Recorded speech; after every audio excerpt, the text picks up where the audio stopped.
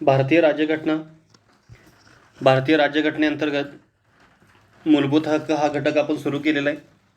आणि त्या मूलभूत हक्कामध्ये आपण पाठिंबाचा तास आपण जर पाहिला तर पाठिंबाच्या तासाला आपण सांस्कृतिक व शैक्षणिक हक्क जे आहेत हे आपण पाहिलेले आहेत. कलम क्रमांक 29 आणि कलम क्रमांक 30चा जो अभ्यास आहे तो आपण केला आहे, जो अल्पसंख्याकांसाठी आहे.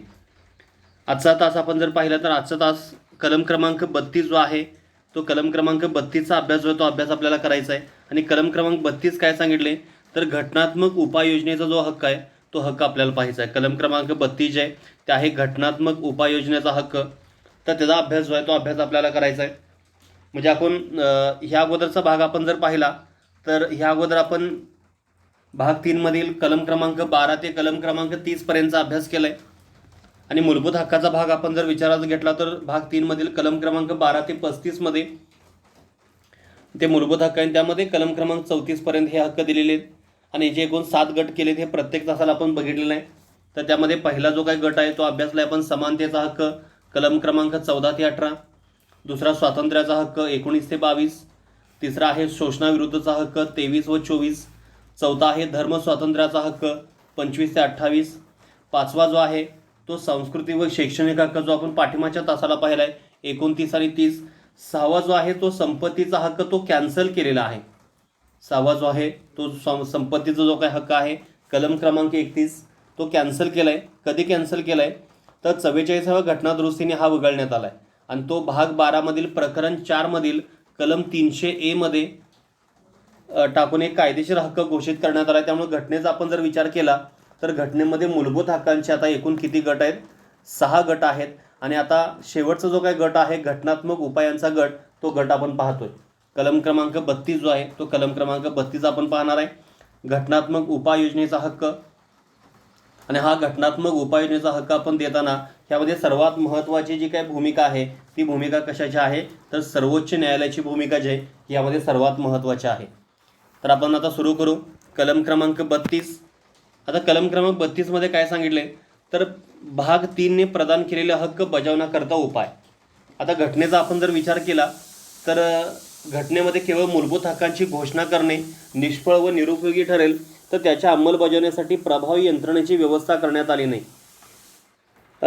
मूलभूत हक्क अर्थपूर्ण बनवण्यासाठी ते न्यायप्रविष्ट असणे आवश्यक असते. म्हणजेच त्याचे उल्लंघन झाल्यास ते पुन्हा प्राप्त करून घेण्यासाठी काही उपाययोजना ज्या ते उपाययोजना आवश्यक असतात. म्हणजे मूलभूत हक्काचा विचार आपण करत असताना जर मूलभूत हक्काचं उल्लंघन झालं तर ते अंमलात आणण्यासाठी प्रभावी जर उपाययोजनेची यंत्रणा जर नसेल तर हे मूलभूत हक्क जे आहेत हे निरर्थक आणि निरुपयोगी ठरणार आहेत. आपण ह्या अगोदर बघताना कलम क्रमांक 14 बघितलं आहे, 15 बघितलं, 16 बघितलेलं आहे, 17 किंवा 18चा आपण अभ्यास करत असताना एक समानतेचा हक्क प्रस्थापित करण्याचा प्रयत्न केला आहे. पण या समानतेचा हक्क प्रस्थापित करत असताना त्या हक्काचं जर उल्लंघन जर झालं असेल आणि त्या विरोधी असणारी जी उपाययोजना जी आहे, जी यंत्रणा जी आहे, ही यंत्रणा जर अस्तित्वात जर नसेल तर अशा वेळी या मूलभूत हक्काचा काही उपयोग जो आहे तो उपयोग होणार नाही.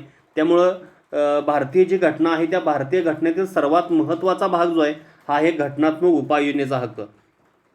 तेव्हा जे कलम क्रमांक 32 आहे त्या कलम क्रमांक 32 पीडित नागरिकांचे मूलभूत हक्क लागू करण्याबाबत उपाययोजनांचे हक्क सांगितलेत. म्हणजे मूलभूत हक्कांचे संरक्षण हाच एक मूलभूत हक्क आहे. म्हणजेच काय, यामध्ये मूलभूत हक्क जे आहे त्या मूलभूत हक्कामध्ये हे कलम क्रमांक 32 काय करतं तर इतर जे काही मूलभूत हक्क आहेत तर त्या इतर मूलभूत हक्कांचं संरक्षण जे आहे हे संरक्षण करत असतं. आणि आता फक्त मूलभूत हक्क दिलेत आणि त्यावर ते जर न्यायप्रविष्ट जर नसतील तर ह्या मूलभूत हक्काचा कुठलाही उपयोग जो आहे तो उपयोग होणार नाही. आणि हे न्यायप्रविष्ट आहेत. ह्या न्यायप्रविष्टासाठी कलम कोणता आहे तर कलम क्रमांक 32 नुसार ही जी उपाययोजना जी आहे ही उपाययोजना करण्यात आलेली आहे. म्हणजे कलम क्रमांक 32 जे आहे हे सांगितलेलं आहे तर नागरिकांच्या हक्कांचं उल्लंघन झाल्यास ते त्यांना न्यायालयाकडून पुन्हा प्राप्त करून देण्यासाठी घटनेत उपाययोजना करण्यात आलेली आहे. आणि या हक्काला घटनात्मक उपाययोजनेचा हक्क असं म्हणलं गेलं. आता ही घटनात्मक उपाययोजना म्हणजे काय की नागरिक जे आहे त्या नागरिकांच्या हक्काचं उल्लंघन झाल्यास ते न्यायालयाकडून पुन्हा प्राप्त करून देण्यासाठी घटनेमध्ये उपाययोजना करण्यात आलेली असल्याने या हक्काला घटनात्मक उपाययोजनेचा हक्क असं म्हणतात. म्हणजे घटनात्मक उपाययोजना का म्हणलेले लक्षात घ्या. म्हणजे घटनात्मक उपाययोजना का म्हणलेले आहे कारण हे मूलभूत हक्क कसे आहेत तर न्यायप्रविष्ट आहेत. नागरिकांचे जे मूलभूत हक्क जे आहेत ते मूलभूत हक्काचं उल्लंघन जर झालं असेल तर ते न्यायालयाकडून पुन्हा प्राप्त करून देण्यासाठी घटनेमध्ये उपाययोजना करण्यात आलेली आहे. म्हणून या हक्काला काय म्हटलं जातं, तर घटनात्मक उपाययोजनेचा हक्क हा कलम क्रमांक 32 मध्ये दिलेला आहे. आता ह्या कलम क्रमांक 32च्या बाबतीमध्ये भारतरत्न डॉक्टर बाबासाहेब आंबेडकरांचं मत आहे.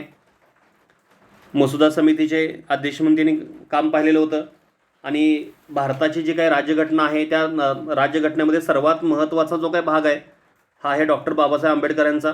आणि मूलभूत हक्क बजावण्याच्या बाबतीमध्ये किंवा इतर जे काही महत्त्वाचे काही कलम आहेत, त्याचबरोबर राज्यघटना लिहित असताना 60 देशांचा अभ्यास करणं असेल, मसुदा तयार करणं असेल, तर ह्या सगळ्या ज्या काही गोष्टी आहेत ह्या गोष्टी करत असताना डॉक्टर बाबासाहेब आंबेडकरांनी एक महत्त्वाचं मत मांडलेलं आहे की मूलभूत हक्क प्रदान करणाऱ्या कलम 32चे वर्णन डॉक्टर बाबासाहेब आंबेडकरांनी असे केले आहे की असे कलम ज्याविना ही घटना व्यर्थ ठरेल हे कलम घटनेचा खरा आत्मा असून त्याचे खरे हृदयही आहे असं सांगितलेलं आहे. मी काय सांगितलेलं आहे, तर हे घटनेचा आत्मा पण आहे आणि हे घटनेचं हृदय पण आहे असं सांगितलेलं आहे. कारण मूलभूत हक्क हे आहे, मूलभूत हक्काचं वास्तव बनले. मूलभूत हक्क बजावण्यासाठी मूलभूत हक्क प्रदान करणाऱ्या कलम 32चे वर्णन डॉक्टर बाबासाहेब आंबेडकरांनी असं केलेलं आहे की हे असे कलम आहे की ज्याविना ही घटना व्यर्थ ठरेल. जर कलम नसतं तर घटनेला काही अर्थ राहिला नसता असं डॉक्टर बाबासाहेब आंबेडकर यांचं मत आहे. आणि त्यांनी सांगितले की हे कलम जे आहे, हे कलम म्हणजे कोणतं, तर कलम क्रमांक 32 आहे हा घटनेचा खरा आत्मा असून त्याचे खरे हृदयही आहे असं सांगितले. आणि सर्वोच्च न्यायालयानं कलम 32चे वर्णन 32 हे घटनेचे मूलभूत वैशिष्ट्य असल्याचे हे घोषित केलेले आहे. आणि त्यामुळे घटनादुरुस्त्यान्वये हे कलम काढून घेता येणे शक्य नाही किंवा त्यात घट घडवून आणणेही शक्य नाही असं सांगितलेलं आहे.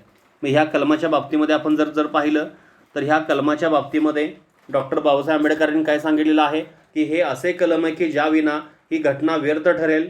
हे कलम घटनेचा खरा आत्मा असून त्याचे खरे हृदयही आहे असं डॉक्टर बाबासाहेब आंबेडकर यांनी सांगितले. आणि दुसरा भाग आपण जर पाहिला तर त्या ठिकाणी सर्वोच्च न्यायालय जे आहे या सर्वोच्च न्यायालयाने देखील या कलमाच्या बाबतीमध्ये असं सांगितले की कोणत्याही बाबतीमध्ये हे कलम जी काही भारताची राज्यघटना आहे त्या राज्यघटनेचं जे मूलभूत वैशिष्ट्य आहे हे मूलभूत वैशिष्ट्य म्हणजे हे 32 कलम आहे. तर त्यामुळं हे मूलभूत वैशिष्ट्य असल्यामुळं जी काही संरचनेचा जो काही भाग आहे तर त्यामुळं घटनादुरुस्ती जी आहे त्या घटनादुरुस्तीनं हे कलम क्रमांक 32 काढून देखील घेता येत नाही किंवा त्यांचे जे काही हक्क आहेत ते हक्कामध्ये घट देखील घडवून आणणं शक्य नाही असं कोणी सांगितलेलं आहे. तर सर्वोच्च न्यायालय जे आहे हे सर्वोच्च न्यायालयानं सांगितलेलं आहे. म्हणजे दोन महत्त्वाची मतं लक्षात घ्या. एक मत डॉक्टर बाबासाहेब आंबेडकरांचं मत, त्यांनी सांगितलं की कलम क्रमांक 32 याविना ही घटना व्यर्थ आहे. हे घटनेचा किंवा हे कलम जे ते घटनेचा खरा आत्मा असून त्याचे खरे हृदय असं सांगितले. आणि सर्वोच्च न्यायालय जे सर्वोच्च न्यायालयानं काय सांगितलेलं आहे की कलम क्रमांक 32 हे घटनेचे मूलभूत वैशिष्ट्य आहे आणि त्यामुळं घटनादुरुस्त्यान्वये हे कलम काढून घेता येणे शक्य नाही किंवा त्यात घट घडवून आणणं देखील शक्य नाही असं त्यामध्ये सांगितले. आता कलम क्रमांक 32च्या ज्या काही तरतुदी आहेत त्या तरतुदी आपल्याला पाहिजेत. म्हणजे भाग 3 प्रदान केलेले हक्क बजावण्याकरता काही तरतुदी ज्या आहेत त्या तरतुदी. आता कलम क्रमांक 32 जे आहे हे कलम क्रमांक 32 कशासाठी आहे तर थोडक्यामध्ये हे कलम क्रमांक 32 जे हे सर्वोच्च न्यायालय जे आहे ते सर्वोच्च न्यायालयाच्या अखत्यारीमध्ये आलेलं आहे. आता ह्यामध्ये पहिली तरतूद काय सांगितलेली आहे तर भाग 3 प्रदान केलेले हक्क बजावण्यासाठी सर्वोच्च न्यायालयाकडे विनंती अर्ज करण्याच्या हक्काची हमी देण्यात आलेली आहे. पहिली हमी काय आहे तर भाग 3 जे आहेत, आता भाग 3 मध्ये कलम क्रमांक 12 ते कलम क्रमांक 35 भाग आहे आणि प्रत्यक्षामध्ये जे मूलभूत हक्क जे आहेत हे कलम क्रमांक 14 ते 32 मध्ये आहेत. तर भाग 3 मध्ये प्रदान केलेले हक्क जे आहेत ते हक्क बजावण्यासाठी सर्वोच्च न्यायालयाकडे विनंती अर्ज करण्याच्या हक्काची हमी देण्यात आलेली आहे. म्हणजे सर्वोच्च न्यायालयाकडे विनंती अर्ज जे आहे ते विनंती अर्ज करू शकतात. जर एखाद्या हक्काचं उल्लंघन जर झालं असेल तर हे विनंती अर्ज सर्वोच्च न्यायालयाकडे डायरेक्ट करू शकतात. दुसरं सांगितलेलं आहे तर भाग 3 प्रदान केलेले हक्क बजावण्यासाठी म्हणजे त्याचे उल्लंघन झाल्यास नागरिकांना ते पुन्हा प्राप्त करून देण्यासाठी योग्य निदेश किंवा आदेश किंवा प्राधिलेख काढण्याचा सर्वोच्च न्यायालयास अधिकार आहे. मग ह्यामध्ये तिसरा भाग जो आहे सर्वात महत्त्वाचा आहे.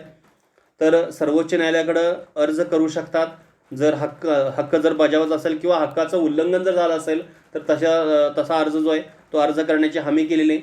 आणि दुसरा भाग काय सांगितलेला आहे किंवा दुसरी तरतूद सांगितलेली आहे की भाग 3 प्रदान केलेले हक्क बजावण्यासाठी सर्वोच्च न्यायालयाला अधिकार देण्यात आले आहेत. कलम 32 जे आहे हे कशा संदर्भात आहे तर कलम क्रमांक 32 जे आहे हे कलम क्रमांक 32 हे सर्वोच्च न्यायालयाशी संबंधित आहे.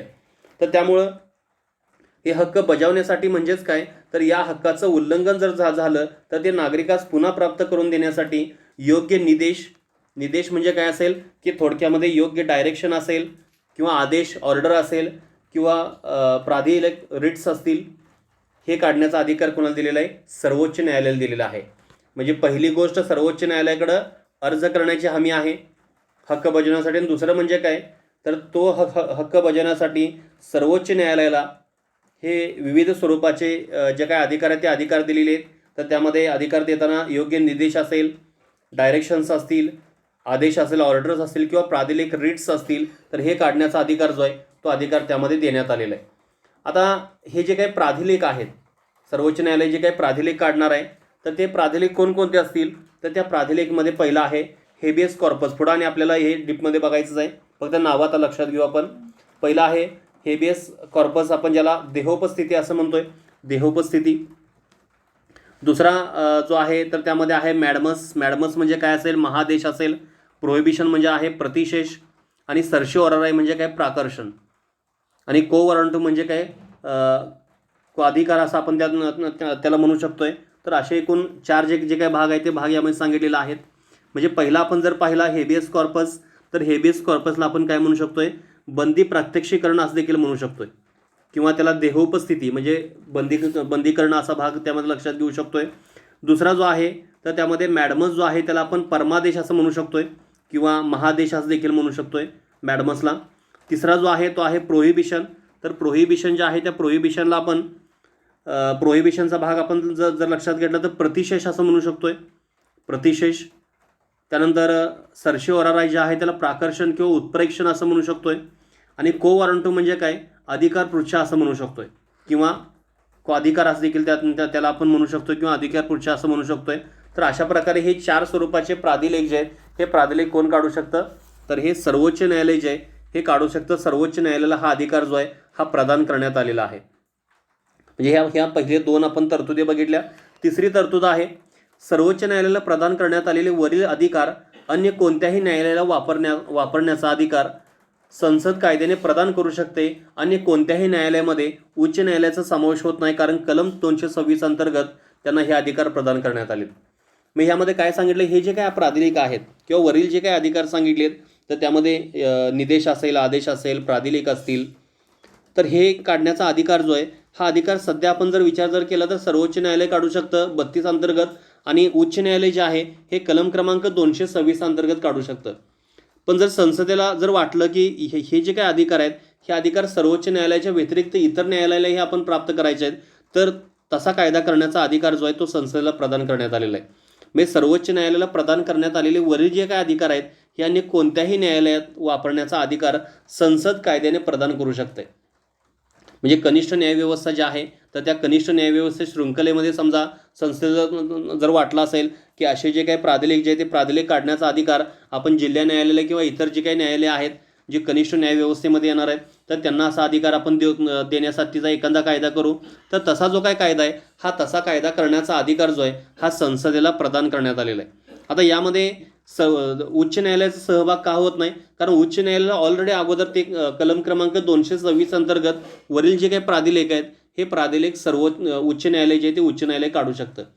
म्हणजे जसं सर्वोच्च न्यायालयाला हे प्राधिलेख काढण्याचा अधिकार आहे कलम क्रमांक 32 अंतर्गत, तर तसंच कलम क्रमांक 226 अंतर्गत उच्च न्यायालय जे आहे तर ते उच्च न्यायालय देखील प्राधिलेख काढू शकतं. म्हणून त्यामध्ये सांगितले की कलम 226 अंतर्गत हे अधिकार जे आहेत हे घटनेने उच्च न्यायालयाला प्रदान केलेत. तर त्यामुळं उच्च न्यायालयाचा ह्यामध्ये समावेश होणार नाही, कारण उच्च न्यायालयाचा ऑलरेडी समावेश झालेला आहे. फक्त ते कलम क्रमांक 32 अंतर्गत येणार नाही, तर ते कलम क्रमांक 226 अंतर्गत येणार आहे.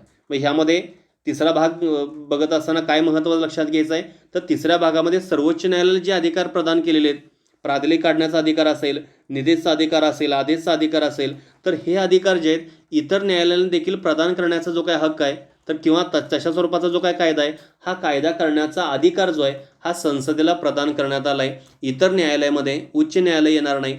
का येणार नाही? कारण त्यामध्ये ऑलरेडी कलम क्रमांक 226 अंतर्भूत केलेला आहे. हा झाला तिसरी महत्त्वाची तरतूद आपण पाहिली. आता चौथी तरतूद, घटनेने अन्य तरतूद केलेली असेल तेवढी वगळता कलम 32 अंतर्गत प्रदान करण्यात आलेले हक्क स्थगित केले जाणार नाहीत. म्हणजे घटनेने अन्य तरतूद केलेली असेल तेवढी वगळता कलम 32 अंतर्गत प्रदान करण्यात आलेले हक्क स्थगित केले जाणार नाहीत असं ह्यामध्ये सांगितलेलं आहे. म्हणजे हे हक्क जे आहेत हे स्थगित केले जाणार नाहीत. आता हे कधी स्थगित केलं जातं तर त्यामध्ये सांगत असताना पुढे देखील सांगितले तर कलम क्रमांक 359 अन्वये राष्ट्रीय आणीबाणी दरम्यान राष्ट्रपती मूलभूत हक्क बजावण्यासाठी न्यायालयाकडे दाद मागण्याचा हक्क स्थगित करू शकतात. म्हणजे पहिली गोष्ट यामध्ये काय सांगितले तर घटनेने अन्य तरतूद केलेली असेल तर तेवढी वगळता कलम 32 अंतर्गत प्रदान करण्यात आलेले हक्क सस्पेंड केले जातात किंवा स्थगित केले जाणार नाहीत. उदाहरणार्थ कलम 359 अन्वये राष्ट्रीय आणीबाणी दरम्यान राष्ट्रपती मूलभूत हक्क बजावण्यासाठी न्यायालयाकडे दाद मागण्याचा हक्क स्थगित करू शकतात. तर हा भाग जो आहे तो लक्षात घ्या. तर अशा स्वरूपाच्या ह्या 4 तरतुदी आहेत. पहिल्या तरतुदीमध्ये काय सांगितलं तर पहिल्या तरतुदीमध्ये हक्क बजावण्यासाठी जे सर्वोच्च न्यायालय आहे त्या सर्वोच्च न्यायालयाकडे दाद मागू शकतात. दुसरा आहे सर्वोच्च न्यायालयाला अधिकार दिलेत विविध स्वरूपाचे प्राधिले काढण्याचे आदेश किंवा निर्देशाचे. तिसरा भाग सांगितला आहे की जे सर्वोच्च न्यायालयाला अधिकार दिलेत ते इतर न्यायालयाला देखील अधिकार देऊ शकतात. फक्त त्यामध्ये सांगत असताना काय सांगितले तर हे अधिकार देत असताना तसा कायदा जो आहे तो कायदा करणं आवश्यक आहे. फक्त उच्च न्यायालयाचा त्यामध्ये समावेश होत नाही कारण उच्च न्यायालय कलम क्रमांक 226 अंतर्गत त्याला ऑलरेडी हे अधिकार प्रदान आहेत. आणि तिसरा चौथा जर भाग आपण जर पाहिला तर त्यामध्ये सांगितले आहे घटनेची अन्य तरतूद केली असेल तेवढी वगळता कलम 32 अंतर्गत प्रदान करण्यात आलेले हक्क स्थगित केले जाणार नाहीत. आणि उदाहरण त्यामध्ये काय सांगितलेलं आहे कलम 359 अन्वये राष्ट्रीय आणीबाणी दरम्यान राष्ट्रपती मूलभूत हक्क बजावण्यासाठी न्यायालयाकडे दाद मागण्याचा हक्क स्थगित करू शकतात. हा भाग जो आहे तो आपण म्हणजे ह्या 4 तरतुदी आहेत ह्या 4 तरतुदी आता आपण पाहिलेल्या आहेत. आता पुढं काय सांगितले तर वरील सर्व तरतूद आपण जर लक्षात घेतली एकूण ज्या 4 तरतूदी सांगितलेल्या आहेत तर त्यानुसार आपल्याला जर आपल्या एक गोष्ट लक्षात येणार आहे की ह्यामधला कलम क्रमांक 32 अंतर्गत सर्वात महत्त्वाचा रोल कोणाचा आहे तर तो आहे सुप्रीम कोर्टचा. सर्वोच्च न्यायालय जे हा सर्वोच्च न्यायालयाचा रोल सर्वात महत्त्वाचा आहे. आणि त्यामुळं सर्वोच्च न्यायालय जे आहे त्या सर्वोच्च न्यायालयाला नागरिकांच्या मूलभूत हक्काचा संरक्षक किंवा हमीदाता असं म्हटलेलं आहे. म्हणजे जे काही मूलभूत हक्क प्रदान केलेले आहेत तर त्या मूलभूत हक्काचं संरक्षण कोण करणार आहे तर ह्या मूलभूत हक्काचा संरक्षक जो आहे किंवा हमीदाता जो आहे हा कोण आहे तर सर्वोच्च न्यायालय जे आहे हे सर्वोच्च न्यायालय आहे. आणि त्यासाठी सर्वोच्च न्यायालयाला प्रारंभिक तसे व्यापक अधिकार देण्यात आले. आणि यासाठी आपण जर विचार केलं तर सर्वोच्च न्यायालय जे आहे या सर्वोच्च न्यायालयाला काही प्रारंभिक आणि काही व्यापक स्वरूपाचे अधिकार जे आहेत हे अधिकार त्यामध्ये देण्यात आलेले आहेत. आता सर्वोच्च न्यायालय आपण जर पाहिलं तर सर्वोच्च न्यायालय कुठं दिलेलं आहे तर सर्वोच्च न्यायालय भाग 5 प्रकरण 4 मधील कलम क्रमांक 124 ते 147 पर्यंत दिले. लक्षात घ्या सगळ्यात महत्त्वाचं आहे तर सर्वोच्च न्यायालयाच्या ज्या काही सर्व तरतुदी असतील त्यांचे अधिकार असतील तर हे कुठं दिलेत तर कलम क्रमांक 124 ते कलम क्रमांक 147 मध्ये हा भाग दिलेला आहे. 124 ते 147 मध्ये तर हा भाग दिलेला आहे. आणि यामध्ये सांगत असताना काय सांगितलेलं आहे तर भाग 5 आहे. भाग 5 मधील प्रकरण 4 भाग 5 त्यामध्ये प्रकरण 4 आणि त्यामध्ये कलम क्रमांक 124 ते कलम क्रमांक 147 ह्यामध्ये हे सर्वोच्च न्यायालय जे त्या सर्वोच्च न्यायालयाच्या सर्व ज्या तरतुदी आहेत या तरतुदी त्यामध्ये दिलेल्या आहेत. तर त्यामुळं न्यायव्यवस्था जे शासन व्यवस्थेत तिसरं महत्त्वाचं अंग आहे तर त्यानुसार हे मूलभूत हक्क जे हे मूलभूत हक्काचं संरक्षण जे हे संरक्षण केलं जातं. आणि सर्वोच्च न्यायालयाला निदेश व आदेशाबरोबर प्राधिले काढण्याचा जो अधिकार आहे तो अधिकार देखील आपण वरती पाहिला तो दिलेला आहे. आणि सर्वोच्च न्यायालय जे काही अधिकार आहेत हे अधिकार कसे आहेत काही अधिकार कसे आहेत तर व्यापक स्वरूपाचे आहेत तर काही अधिकार जे आहेत हे प्रारंभिक स्वरूपाचे अधिकार दिलेले आहेत. आता प्रारंभिक अधिकार आपण जर पाहिलं हे 2 अधिकार आपण ह्यामध्ये पाहिलं तर एक अधिकार जो आहे तो प्रारंभिक आहे दुसरा अधिकार आहे तो व्यापक आहे. आता प्रारंभिक अधिकारामध्ये काय येतं तर सर्वोच्च न्यायालयाच्या प्रारंभिक अधिकार क्षेत्राची तरतूद कुठं दिलेली आहे तर ती कलम क्रमांक 131 मध्ये दिलेली आहे. प्रारंभिक जे आहे ते कुठे दिलेले आहे तर कलम क्रमांक 131 मध्ये देण्यात आलेले. आणि फेडरल कोर्ट या नात्याने सर्वोच्च न्यायालय भारताच्या संघराज्यातील विविध घटकांमधील तंट्यावर निकाल देते. आता ते तंटे कोणत्या स्वरूपाचे असतात केंद्र शासन विरुद्ध एक किंवा अनेक घटक राज्य केंद्र शासन व एक किंवा अधिक घटक राज्य विरुद्ध एक किंवा अधिक घटक राज्ये आणि घटक राज्यातील आपापसातील तंटे. तर हे सुरुवातीचे प्रारंभिक अधिकार क्षेत्र जे आहेत हे प्रारंभिक अधिकार क्षेत्र दिलेले आहेत. आणि त्याचबरोबर व्यापक जे आहेत तर व्यापक अधिकार क्षेत्रामध्ये काय तर प्राधिनिक अधिकार क्षेत्र असेल अपिलांचे पुनर्न्यायालय असेल घटनात्मक प्रकरणातील अपील असेल दिवाणी प्रकरणातील अपील असेल फौजदारी प्रकरणातील अपील असेल अभिलेख न्यायालय म्हणून काम केलं असेल, तर अशा स्वरूपाचे अनेक स्वरूपाचे अधिकार जे आहेत हे अधिकार कोणाला दिलेले आहेत, तर सर्वोच्च न्यायालय जे हे सर्वोच्च न्यायालयाला दिलेले आहेत. म्हणजेच काय की सर्वोच्च न्यायालय जे आहे हे सर्वोच्च न्यायालय केवळ निदेश व आदेशच नव्हे तर प्राधिलेख काढण्याचा अधिकार जो आहे हा अधिकार या ठिकाणी सर्वोच्च न्यायालयाला प्रदान करण्यात आलेला आहे. आता प्रारंभिक अधिकार क्षेत्र आपण जर पाहिलं तर हे प्रारंभिक अधिकार क्षेत्र म्हणजे काय, तर प्रारंभिक अधिकार क्षेत्रामध्ये हक्काचे उल्लंघन झालेला व्यक्ती थेट सर्वोच्च न्यायालयाकडे दाद मागू शकतो आणि त्याला अपिलाच्या मार्गाने जायची आवश्यकता जी आहे ती आवश्यकता ह्यामध्ये असत नाही. म्हणजे दोन भाग आपण जर पाहिलं तर त्यामध्ये प्रारंभिक हा भाग एक आहे, व्यापक हा एक भाग आहे. तर प्रारंभिकमध्ये काय सांगितलेलं आहे, तर प्रारंभिकमध्ये सांगत असताना जर मूलभूत हक्काचं उल्लंघन जर झालं असेल तर त्या व्यक्तीला डायरेक्ट ती व्यक्ती जी आहे ती सर्वोच्च न्यायालयाकडे जाऊ शकते, सुप्रीम कोर्टामध्ये जाऊ शकते. म्हणजे त्याला अगोदर जिल्हा न्यायालयाकडं, तिथून परत उच्च न्यायालयाकडं, नंतर सर्वोच्च न्यायालयाकडं अशी जाण्याची त्याला आवश्यकता नाही. तर डायरेक्ट तो काय करू शकतोय, तर डायरेक्ट सर्वोच्च न्यायालयाकडे जाऊ शकतोय, सर्वोच्च न्यायालयाकडं दाद मागू शकतोय. अपिलाच्या मार्गाने जाण्याची आवश्यकता जी ती आवश्यकता त्याला असणार नाही. आणि दुसरा आपण जर पाहिलं तर व्यापक अधिकार, तर सर्वोच्च न्यायालय केवळ निदेश व आदेशच नव्हे तर प्राधिलेख काढण्याचा अधिकार देखील आहे. म्हणजे फक्त डायरेक्शन देणं, ऑर्डर देणं, याचबरोबर विविध स्वरूपाचे रेट्स जे आहेत आपण ज्याला प्राधिलेख असं म्हणतोय, तर त्यामध्ये आपण हेबियस कॉर्पस, मॅडमस, प्रोहिबिशन, सर्शिओरार आहे आणि को वॉरंटो या स्वरूपाचे वेगवेगळ्या स्वरूपाचे प्राधिलेख जे हे प्राधिलेख काढण्याचा अधिकार देखील आहे. तर कशा अंतर्गत काढणार आहे, तर कलम क्रमांक 32 अंतर्गत असे प्राधिलेख जे आहेत हे प्राधिलेख हे काढू शकतात. तर हा भाग देखील ह्यामध्ये महत्त्वाचा आपल्याला लक्षात घ्यायचा आहे. आणि मूलभूत हक्काच्या अंमलबजावणीबाबत सर्वोच्च न्यायालयाचे अधिकार क्षेत्र प्रारंभिक आहे, मात्र ते असमावेशक नाही. म्हणजे मूलभूत हक्काची जी काही अंमलबजावणी आहे तर त्या अंमलबजावणी बाबतीमध्ये आपण जर पाहिलं तर सर्वोच्च न्यायालयाचे जे काही अधिकार क्षेत्र कसं आहे, प्रारंभिक आहे, सुरुवातीचं आहे, मात्र ते असमावेशक नाही. असमावेशक का नाही, कारण हे जे काही अधिकार आहेत हे अधिकार 226 अंतर्गत कोणाला दिलेले, तर उच्च न्यायालय जे ते उच्च न्यायालय दिलेले आहेत. म्हणून त्या ठिकाणी काय म्हणलेलं आहे, तर असमावेशक नाही, म्हणजे ह्यामध्ये समावेश होऊ शकतोय. तसंच संसद देखील कायदा करू शकतं आणि एखाद्या न्यायालयाला असा प्राधिलेख काढण्याचा अधिकार देखील प्रदान करू शकतं.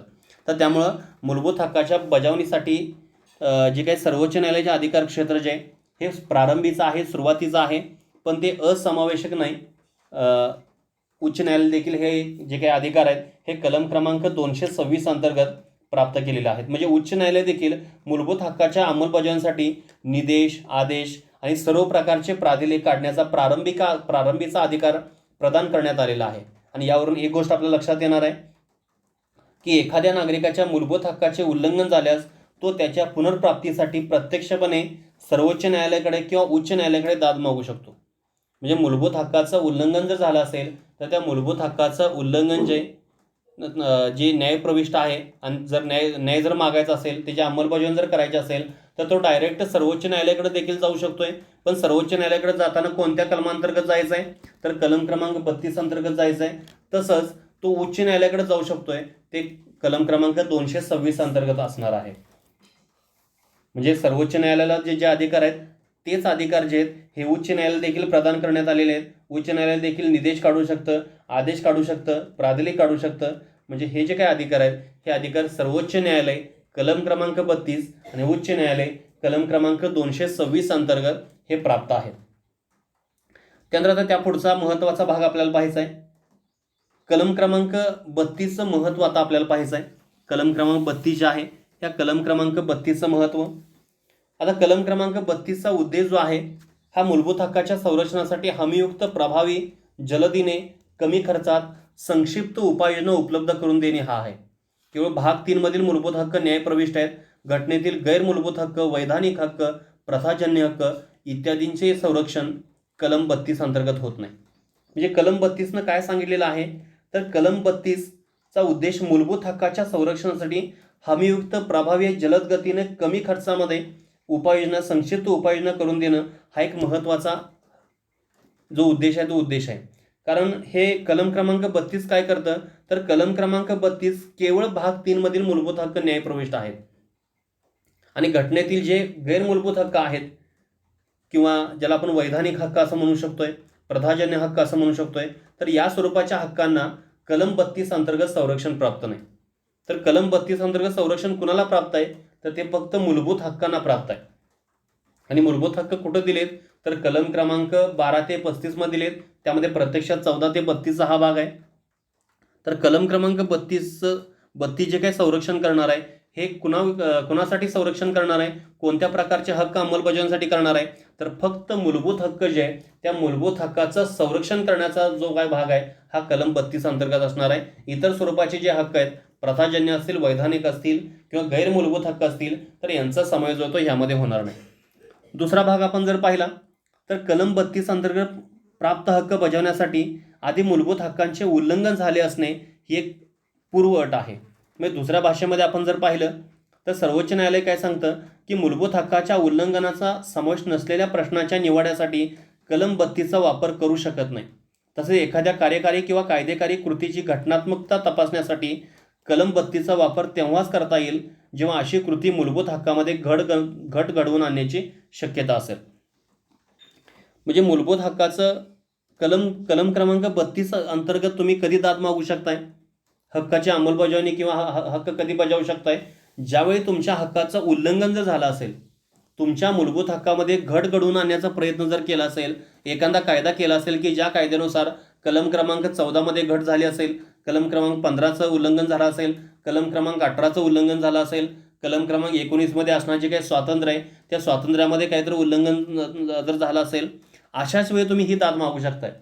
म्हणजे तुम्हाला घटनेने जे काही अधिकार दिलेले आहेत, घटनेने जे मूलभूत हक्क दिलेले, तर हे मूलभूत हक्क जर राजसंस्था तुम्हाला योग्य प्रकारे किंवा व्यक्तीच्या बाबतीमध्ये योग्य प्रकारे तुम्हाला उपलब्ध जर होत असतील, तर अशा वेळी तुम्ही कलम क्रमांक 32 अंतर्गत जाऊ शकत नाही, कारण मूलभूत हक्काचं उल्लंघन तुमचं झालं नाही. जर मूलभूत हक्काचं उल्लंघन जर झालं असेल तरच तुम्ही न्यायालयाकडे जायचं आहे, ते कलम क्रमांक 32 अंतर्गत जाऊ शकताय. आणि सर्वोच्च न्यायालय काय म्हणतं की सर्वोच्च न्यायालयाच्या मते मूलभूत हक्काच्या उल्लंघनाचा समावेश नसलेल्या प्रश्नाच्या निवाड्यासाठी कलम क्रमांक 32चा वापर करू शकत नाही. म्हणजेच काय की कलम क्रमांक 32चा वापर, समजा एखादा हक्क आहे की ज्या हक्काचा समावेश मूलभूत हक्कामध्ये येत नाही, तर अशा वेळी तुम्ही सर्वोच्च न्यायालयाकडे कलम 32 अंतर्गत दाद मागू शकत नाही. आणि तसंच आपण दुसरा भाग जर पाहिला, एखाद्या कार्यकारी किंवा कायदेकारी कृतीची घटनात्मकता तपासण्यासाठी कलम 32चा वापर तेव्हाच करता येईल जेव्हा अशी कृती मूलभूत हक्कामध्ये घट घडवून आणण्याची शक्यता आहे. म्हणजे कलम क्रमांक 32चा जो काय अवलंब करायचा आहे तो अवलंब करत असताना कार्यकारी कृती किंवा कायदेकारी कृती आपण जर कार्यकारी मंडळ आपण जर पाहिलं तर त्यामध्ये राष्ट्रपती असतील, उपराष्ट्रपती, पंतप्रधान, मंत्रिमंडळ, त्यानंतर महान्यायवादी यांचा समावेश आहे. तर त्याने एखादी कृती केली असेल किंवा एखादा कायदेकारी कृती किंवा संसदेमध्ये एखादा कायदा झाला असेल आणि त्या कायद्यामुळं जर मूलभूत हक्कामध्ये घट घडवून आणण्याची शक्यता असेल तरच कलम 32 अंतर्गत याचा वापर जो आहे तो वापर तुम्ही करू शकताय. म्हणजे कार्यकारी किंवा कायदेकारी अशी कृती केलेली आहे की ज्यामध्ये एखादा कायदा तयार केलेला आहे आणि तो कायदा करत असताना मूलभूत हक्कामध्ये समजा जर घट घडवून जर येत असेल तर तुम्ही जाऊ शकताय. पण संसदेने एखादा कायदा केला, कार्यकारी कायदा असेल किंवा कार्यकारी कृती केली असेल किंवा कायदेकारी कृती केली असेल आणि त्या कृतीचा मूलभूत हक्काशी कुठलाही जर संबंध जर नसेल तर अशावेळी तुम्ही कलम क्रमांक 32चा अवलंब करू शकत नाही. म्हणजे कलम क्रमांक 32चा अवलंब करत असताना कार्यकारी कृती असेल किंवा कायदेकारी कृतीची घटनात्मकता तपासण्यासाठी कलम 32चा वापर तेव्हाच करायचा आहे की ज्यावेळी त्यामुळं मूलभूत हक्कावर गदा निर्माण होत असेल किंवा मूलभूत हक्काचा प्रश्न निर्माण होत असेल, मूलभूत हक्कामध्ये घट घडून जर येत असेल तरच तुम्ही याचा अवलंब जो आहे तो अवलंब करायचा आहे. अशा प्रकारे हे दोन भाग लक्षात घ्या. महत्त्वामध्ये पहिला भाग कलम 32चा उद्देश जो आहे हा हमी द्यायचे कमीत कमी पैशामध्ये, कमीत कमी वेळेमध्ये, आणि हमी कशासाठी आहे, हे फक्त मूलभूत हक्कांसाठी, इतर स्वरूपाच्या हक्कासाठी नाही.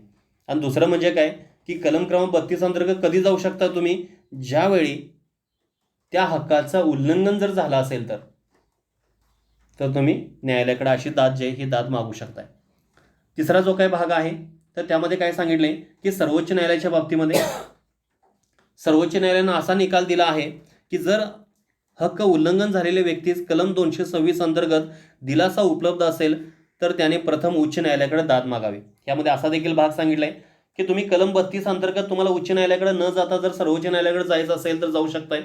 पण ह्यामध्ये काय सांगितले की कलम 32ने प्रदान केलेले हक्क उल्लंघन झालेल्या मूलभूत हक्काच्या पुनर्प्राप्तीसाठी सर्वोच्च न्यायालयामध्ये दाद मागण्याचा हा हक्क आहे. तर हाच एक मूलभूत हक्क आहे.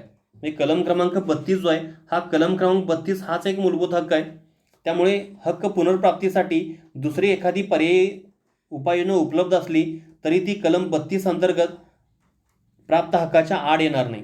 मात्र सर्वोच्च न्यायालयाने असा देखील निकाल दिलेला आहे की जर हक्क उल्लंघन झालेल्या व्यक्तीस कलम 226 अंतर्गत दिलासा उपलब्ध असेल तर त्याने प्रथम उच्च न्यायालयाकडे दाद मागावी, असा देखील भाग यामध्ये सांगितला आहे. म्हणजे 2 भाग आहेत. मी कलम 32 अंतर्गत तुम्ही काय करू शकताय, सर्वोच्च न्यायालयाकडे जाऊ शकताय आणि ते हक्क पुनर्प्राप्त करून घेऊ शकताय. आणि दुसरी एखादी पर्यायी उपाययोजना जर उपलब्ध असली तरी देखील कलम 32 अंतर्गत प्राप्त हक्काच्या आड येणार नाही, असं देखील सांगितलंय. मात्र सर्वोच्च न्यायालयाने असा निकाल दिलाय की जर हक्क उल्लंघन झालेल्या व्यक्तीस कलम क्रमांक 226 अंतर्गत दिलासा उपलब्ध असेल तर त्याने प्रथम कुठं जायचं आहे, तर उच्च न्यायालयाकडे दाद मागायची आहे. तर अशा स्वरूपामध्ये आपण कलम क्रमांक 32चा जो काय भाग आहे तो भाग आपण पाहिलेला आहे. कलम क्रमांक 32 अंतर्गत जे काही उपाययोजना आहेत किंवा ज्या तरतुदी आहेत त्या तरतुदी आपण पाहिलेत आणि घटनात्मक उपाययोजनेचा जो काय हक्क आहे तो हक्क आपण पाहिलाय. आता ह्यामधला सर्वात महत्त्वाचा भाग काय आहे, तर ह्यातला महत्त्वाचा भाग आहे प्राधिलेख आणि त्याचे प्रकार. जो पुढचा तास आहे त्या पुढच्या तासाला आपल्याला हे प्राधिलेख पाहायचे आहेत. आणि हे प्राधिलेखाचे अधिकार कुणाला दिलेले आहेत, तर हे दिलेले आहेत सर्वोच्च न्यायालयाला आणि ते अधिकार उच्च न्यायालय देखील आहेत. सर्वोच्च न्यायालय आहे कलम क्रमांक 32 अंतर्गत आणि उच्च न्यायालय आहे कलम क्रमांक 226 अंतर्गत. आता हे कोणकोणत्या स्वरूपाचे प्राधिलेख आहेत हे आपण पुढच्या तासाला पाहायचं आहे. तर त्यामध्ये बंदी प्रत्यक्षीकरण, हेबेस कॉर्पस असेल, मॅडमस असेल, त्यानंतर प्रोहिबिशन, सर्शिओराराय आणि को वॉरंटो याचा अभ्यास जो आहे तो अभ्यास आपण पुढचा जो तास आहे त्या पुढच्या तासाला करणार आहे. Okay, thank you.